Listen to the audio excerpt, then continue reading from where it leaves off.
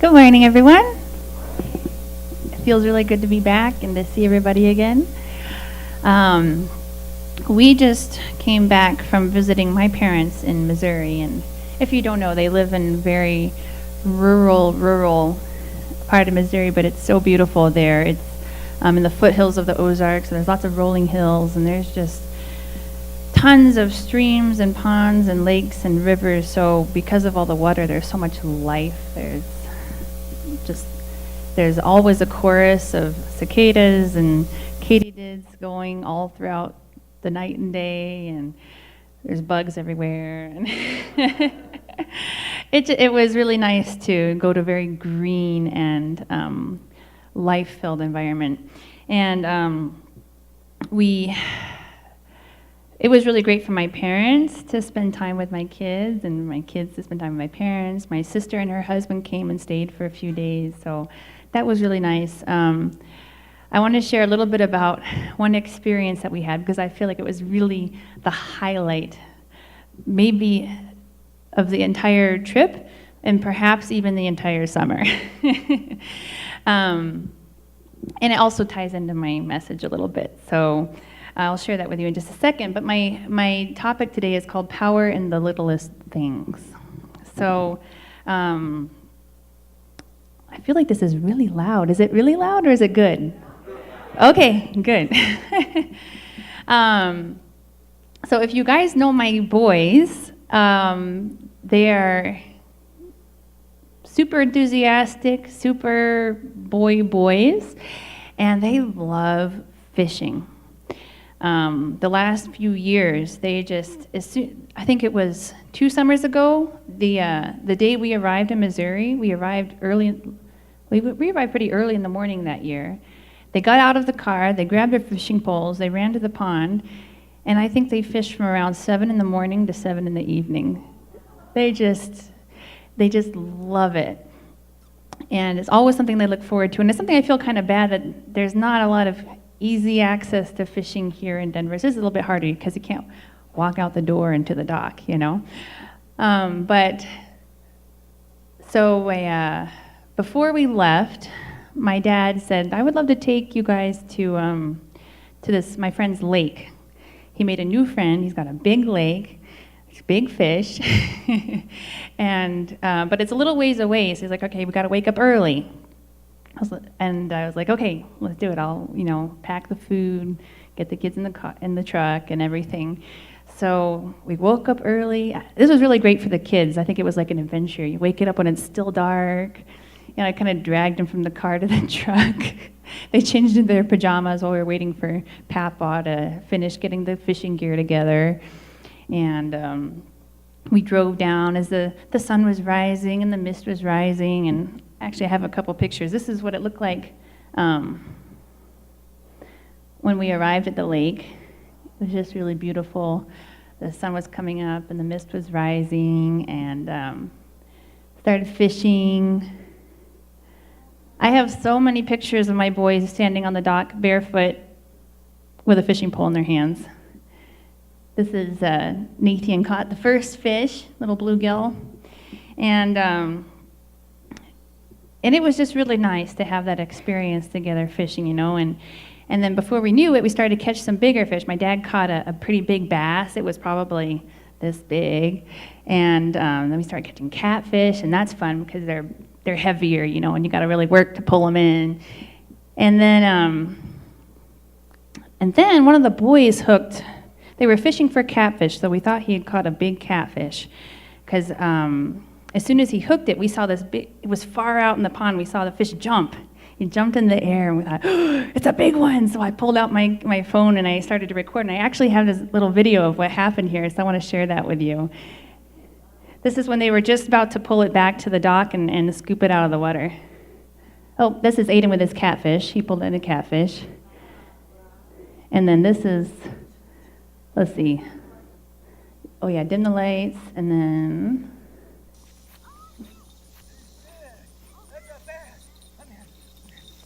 they realized it wasn't a catfish, it was a bass. A catfish-sized bass. Oh my gosh!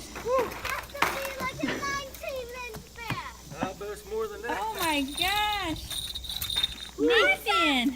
I thought that was a that catfish. had to be a catfish. Oh my Mom, can you God. take a picture? Absolutely. No. This is a trophy-sized bass. I'd have friends, I'm from the country, I have friends who have bass mounted on their walls that are significantly smaller than this one. And oh my gosh, it was just the highlight of the summer for my kids. I mean, they didn't even realize. My dad said he had never caught a bass that big before, and he's 68 years old. So we got all excited, and we stopped at this little gas station on the way home where all the old guys go to play cards early in the morning. And he bought the kids candy bars, and he brought everybody out to look at the bass in the cooler. And then he was talking about, you got to put a picture in the newspaper. And we were talking about how much does it cost to mount a bass, and we looked it up, and it was like $300. We decided that we'd just take a really good picture of it and then put that on a canvas and put it on the wall.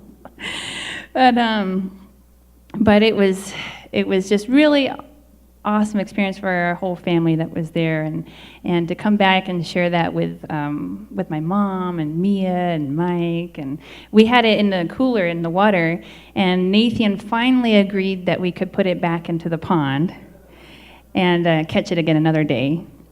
So that's what we did.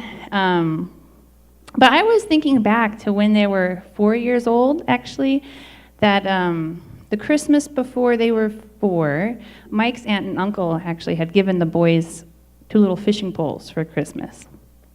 And I thought, oh, this is great. They're going to grow up fishing just like Papa, and it'll be a way for them to bond, and it's going to be so much fun. And then I think it was that spring, I was like, okay, now today's the day. We're going to go out fishing. I'm going to teach the boys how to fish. But have you guys ever tried fishing with twin 4-year-old boys? Oh my gosh. I was out there for about 30 minutes, and all I did was untangle lines and try to keep the kids from falling off the dock and not bump into each other and not to hook each other.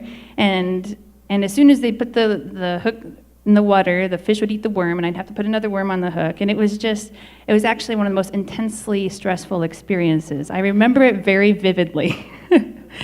And I thought, this isn't going to work. I totally gave up. I was like, somebody's going to get a hook in their eye, somebody's going to drown. This isn't going to work. So I kind of gave up at that point. But and my dad didn't have patience for it. Mike isn't so much of a fisherman, so that was kind of it at that point. But we were so fortunate that we had, if you know Mike Lamson, he was a district direct pastor in the Ohio region for a while, and at that time, Felicia and Tremont, his son, were in the matching process, so they came and visited us for a few days. And Mike Lamson's like, hey, let's go fishing. And I was like, I don't think that's such a good idea. But he did it. He took out the twins. He took out Mia, who was about 2.5, maybe, not even 2 years old yet. And I was like, okay, well, here's everything you need. I can come out and check on you. I'll take back Mia if you need. You don't have to do this. But he was totally happy to go out and go fishing, and before I knew it, it was like 3 hours later, and they were still out there. And they came back, and they were all happy, and they had caught some fish, and I was like, Uncle Mike, are you okay? And he was like, oh, we had a great time, and he truly enjoyed it, and it almost blew my mind. But he found so much joy, and he finds so much joy in kids just in general, and he truly had a good experience. But it kind of planted a seed of hope in me that, oh, maybe the kids can actually fish, and maybe it doesn't have to be the most stressful experience in the world. Maybe there is some way that we could make this work. So it kind of planted this seed for me, and we continued fishing from that point. And I really was able to let go a lot of my frustration around it, and not worry so much about the outcome of if we actually even fished, but just that we were out there with the kids, by the water, holding fishing poles. That was the main point. And so from that point, that's when all of these memories started to be created for my kids, going out every summer and fishing with my dad, and leading up to this point, where we could go fishing as a family and catch a trophy bass. So I thought, well, gosh, what if Uncle Mike had never come and showed me the possibility that we can actually fish? What if I hadn't been given that little shift in perspective that this could be a good experience? What if I had just given up on that first try and always felt like, oh, it's too much trouble, it's not worth it, it's not going to work out? What would we have been missing out on the past 4 years? So this reminded me of what it's like. It was a good example of what is it like when you make a small shift in your perspective, make a small shift in your habits, and you continue it over a long period of time. I have this picture of there they are. This is with this bass. It was 22 inches long and 6.5 pounds. Yeah, it was like a baby. The catfish was actually longer, but it didn't weigh as much. I mean, this was a big bass. Anyway, there it is one more time. So here's what 360 degrees looks like, And I was thinking, if you stand in one spot, and what if you turn 20 degrees? It's like me facing here and then facing there. Just a small little shift. And what if you start walking in that direction? If you take 10 steps or 20 steps, if I were standing this way and I were to take 20 steps, I might end up back by Aunt Shirley or Uncle Gary, right? And if I make this small 20-degree shift like this, and I were to take 20 steps, I might end up by Aunt Gail or Aunt Alice back there. And if I were to stop and look around, I would think, well, that's not so different. I can still see everything that I could see before. Nothing's changed. But what if you were to take this 20-degree shift and walk for 2 miles, or 20 miles, 2,000 miles? Even that smallest little shift in degrees, you would end up somewhere that's completely unrecognizable from where you would have ended up if you continued in the exact same direction you were facing before. Where would I end up? If I were to go this way, I'd probably end up in the Highlands. And if I were to go this way, I'd actually end up in the Rhino District or something, It's just the smallest little change, but over a long period of time can make a huge, huge difference. And I feel like that's what happened with my kids and fishing. But what would that look like in your life, I think sometimes we focus so much on the big shift. Like, I'm gonna change my life, and I'm going to wake up early, and I'm gonna exercise every day, and I'm going to eat healthy all the time, and I'm going to pray for 2 hours every day, and you want to make a big change. But sometimes that big change is really hard. I think it's important to have those experiences. I think everybody has a few of those big shifts in their life. Maybe when you met true parents, that was the kind of experience that you had, where everything changed for you. Maybe it was a 180 degrees. Maybe you were going this direction and you ended up going that direction. But sometimes it's okay just to make a small shift. Maybe it's adding one thing into your day.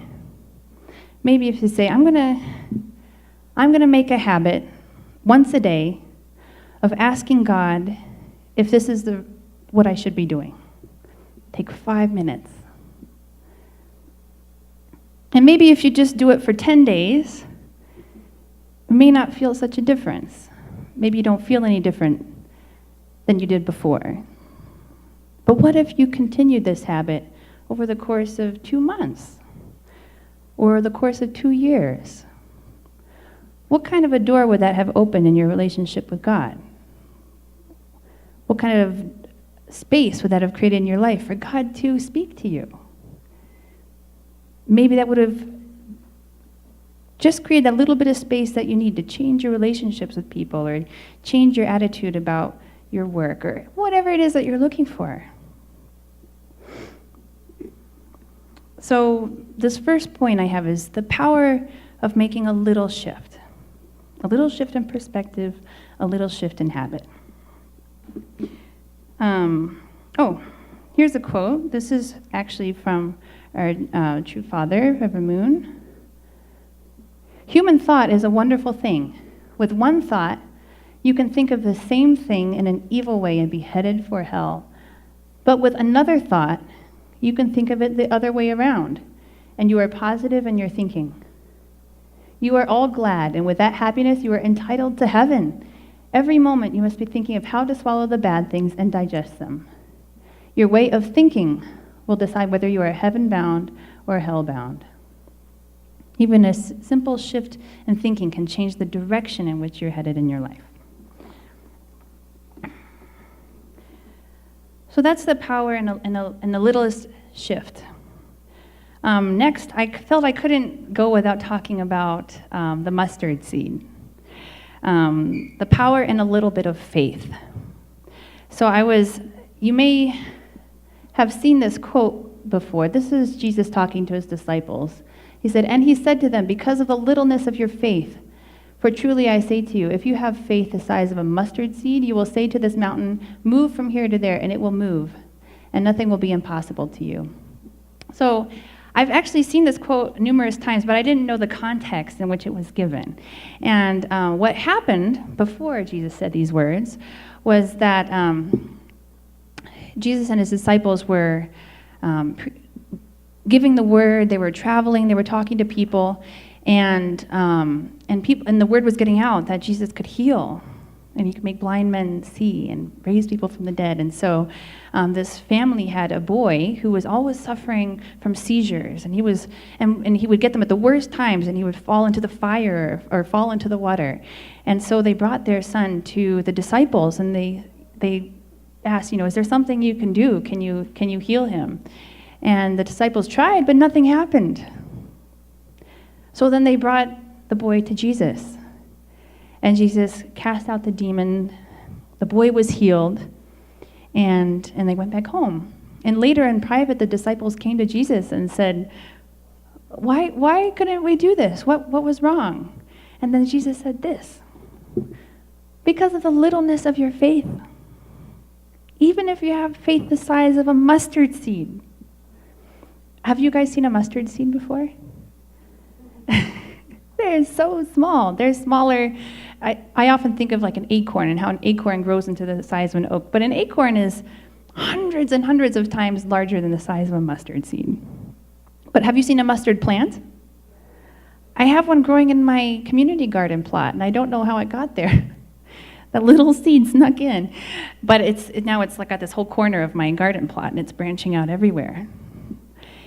And so what I realize is you don't always have to have a great, great faith. Maybe we don't have to understand everything and be completely convicted and everything, but we do need to have something. I think what Jesus was saying here is you maybe are seeing what I'm doing, but there's almost no real faith there. Because even with a little bit of convicted faith, you can move a mountain. My daughter's sitting there so well. And I really am encouraged by that, because sometimes I feel all the things I want to accomplish in my life are so big, and God is so big, and everything is so big.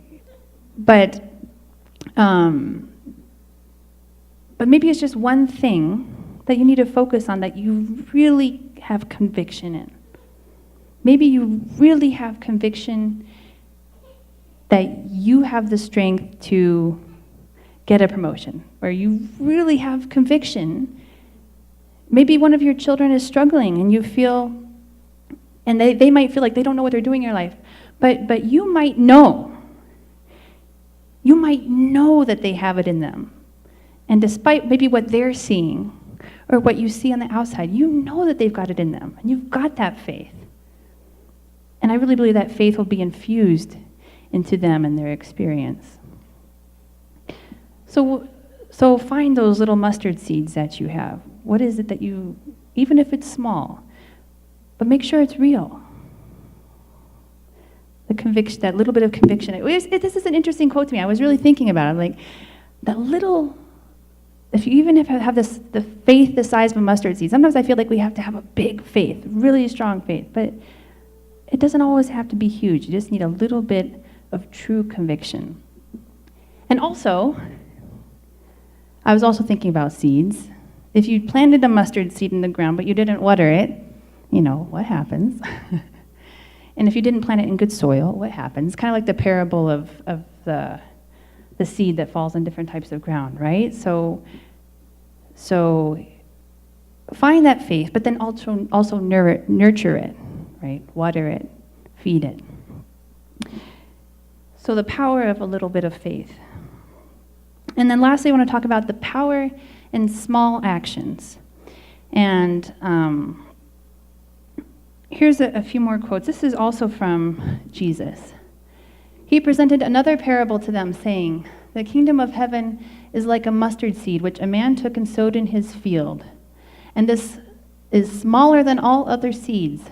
But when it is full grown, it is larger than the garden plants and becomes a tree, so that the birds of the air come and nest in its branches." And this is one also by our true father, Reverend Moon. "While you are having one bowl of rice, the whole cycle of the principle will go through your mind. Every day, every moment, that mind, that faith, that beauty, that love really creates the beautiful entity that you are. Then you are really shining and glowing like the sun, elevated into heaven.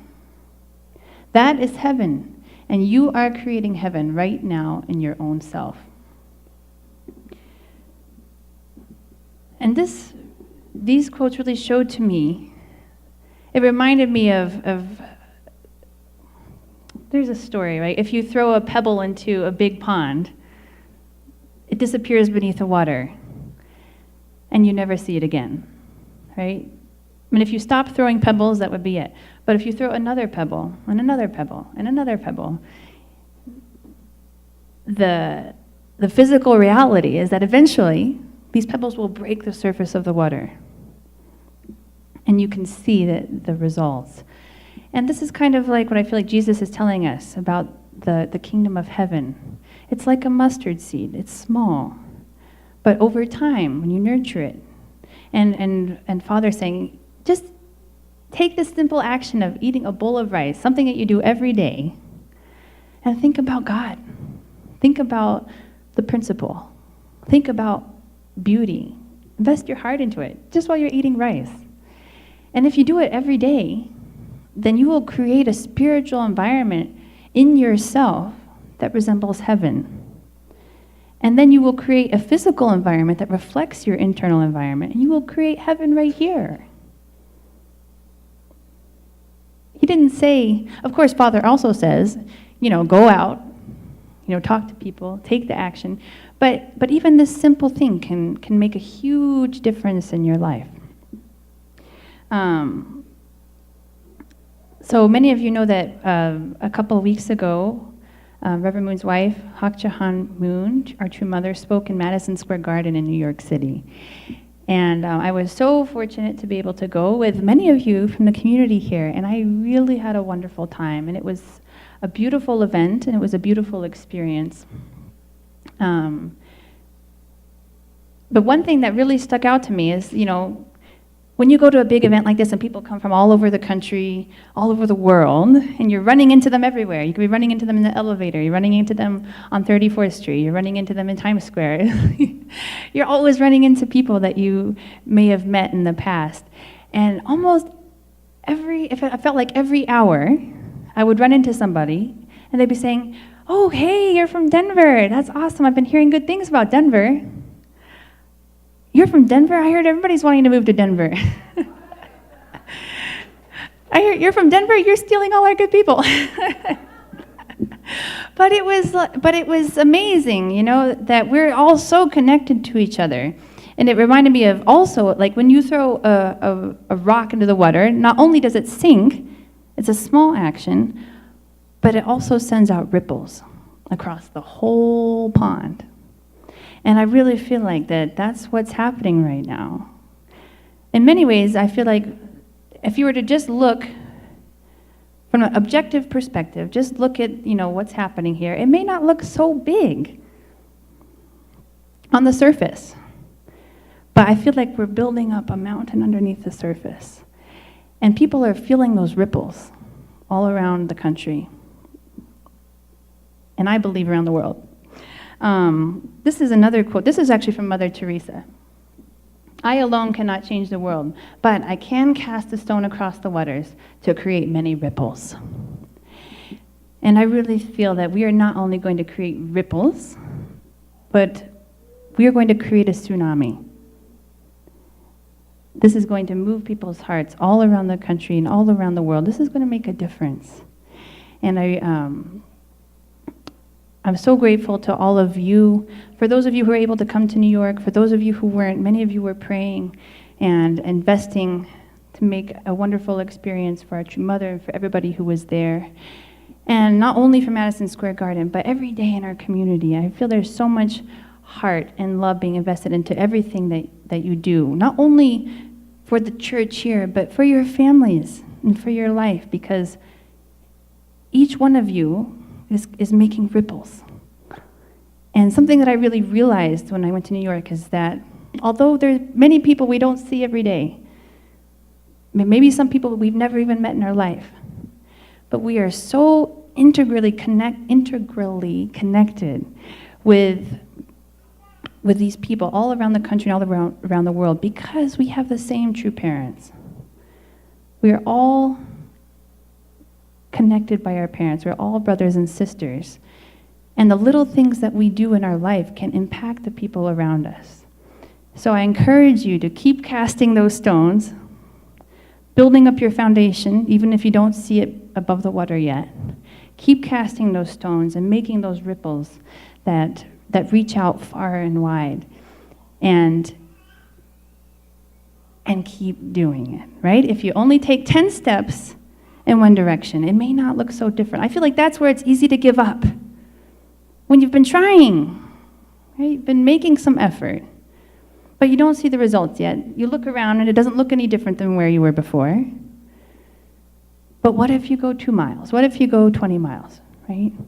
So keep throwing the stones, keep making those ripples. We're going to create a tsunami. All right, thank you very much. Have a wonderful week.